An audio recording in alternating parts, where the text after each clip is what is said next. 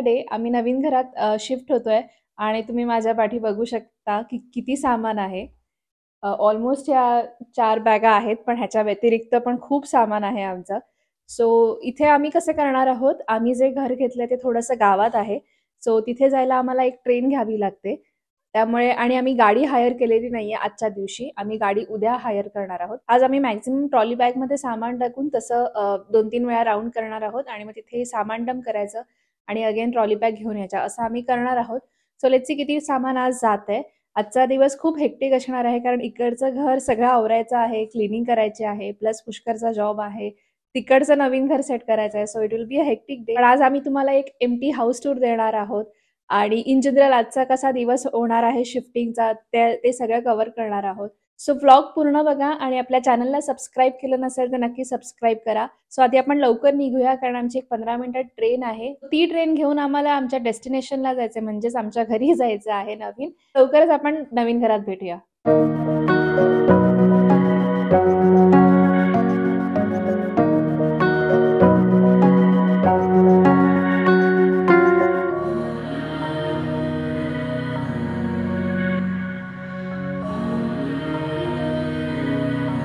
A few moments later.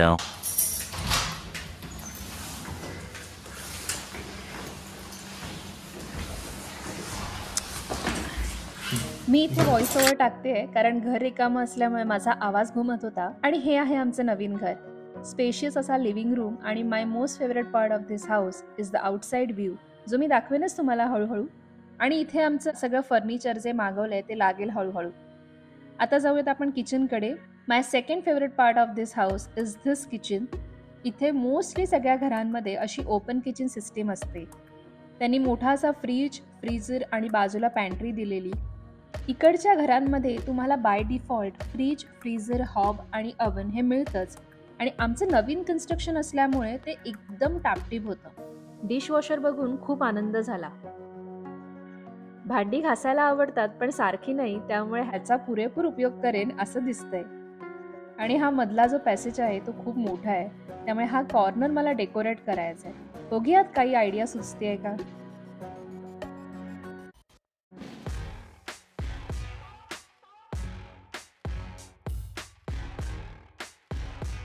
आणि त्यांनी इथे 2 बाथरूम दिलेले आहेत. त्यातलं हे पहिलं बाथरूम जिथे त्यांनी बाथटब दिलेला आणि वॉशिंग मशीन आणि ड्रायरसाठी सोय केली होती. आणि हे आहे दुसरं बाथरूम जिथे शॉवर एरिया आहे. आणि हे बाथरूम त्या बाथरूमपेक्षा कंपॅरेटिव्हली थोडंसं लहान आहे.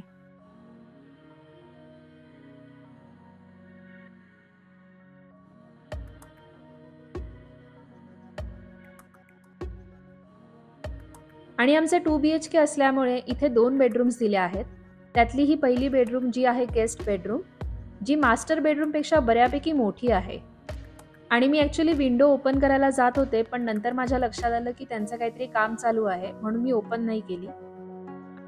आणि ही आहे दुसरी बेडरूम जी आहे मास्टर बेडरूम.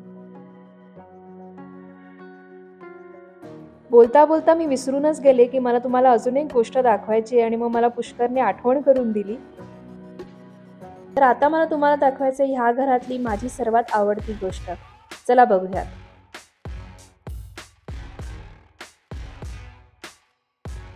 आणि इथे मोमोला माझ्यापेक्षा जास्त एक्साइटमेंट आहे असं दिसतंय, कारण कधी मी ती बाल्कनी ओपन करते आणि ती एकदाची बाहेर जाते असं तिला झालेलं. त्यामुळे ती काही केलं ऐकत नव्हती आणि माझा पूर्ण प्रयत्न चाललेला तिला शांत बसवण्याचा.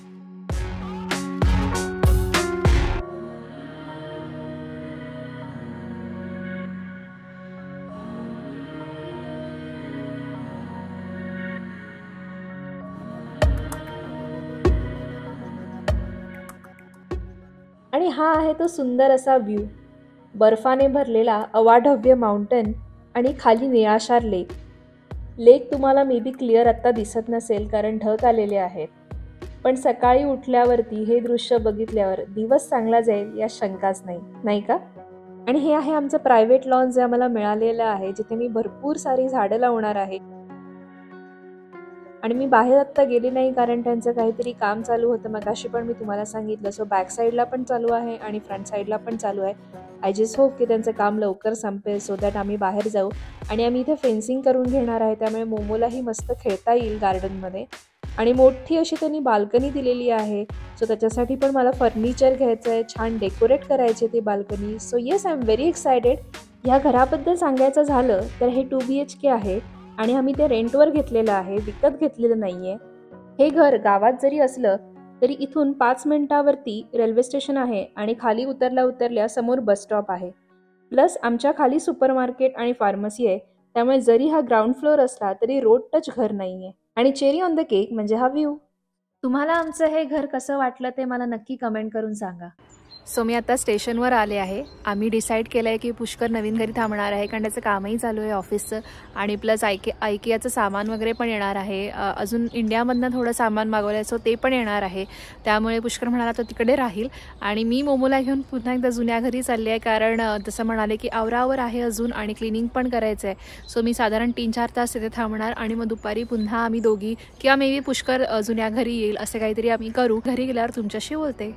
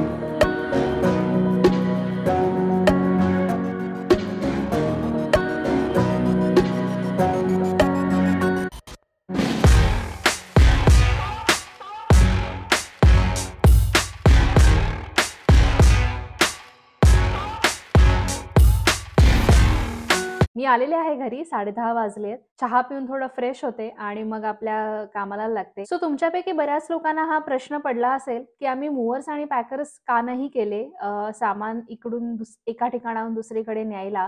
खरं सांगायचं तर त्याची 2 महत्त्वाची कारणं आहेत. पहिलं तर स्वित्झर्लंडमध्ये ह्या सगळ्या गोष्टी खूप महाग आहेत. इन जनरल स्वित्झर्लंड खूप महाग आहे. आणि दुसरी गोष्ट म्हणजे आमचं फर्निचर काही नव्हतं, त्यामुळे जे काही सामान होतं ते थोडीफार भांडी आणि रोजच्या वापरातल्या खायच्या वस्तू आणि कपडे एवढंच होतं.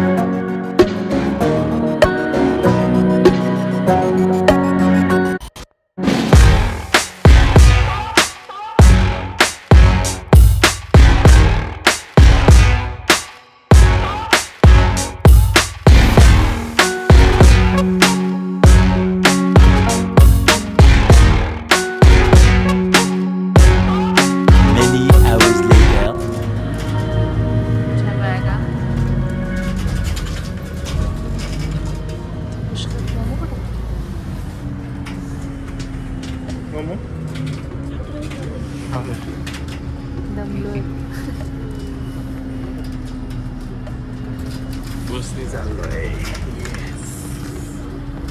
Last round. आत्ता 8:30 वाजलेत रात्रीचे. आम्ही सगळं सामानच ठेवलेले आहेत. पुष्करच्या 3-4 राऊंड झाले आहेत, माझ्या दोन राऊंड झाले आहेत. सो आता खूप म्हणजे अजिबात त्राण नाही आहे काही एक्स्ट्रा काम करायचे. सर आम्ही घरी जाऊन जेवणार आहोत आणि मस्त झोपणार आहोत. उद्याचा डे पण हेक्टिकच असणार आहे, कारण परत थोडंफार सामान परत डंप करायचं आहे घरी येऊन. पण ठीक आहे, उद्या गाडी असणार आहे त्यामुळे तेवढं नाही वाटणार मे बी. तुम्हाला जर आमचा व्लॉग आवडला असेल तर नक्की लाईक करा, शेअर करा आणि सबस्क्राईब करा आपल्या चॅनलला, ज्याचं नाव आहे मुक्काम स्वित्झर्लंड. आणि भेटूया नेक्स्ट व्लॉगमध्ये. तोपर्यंत बाय, गुड नाईट.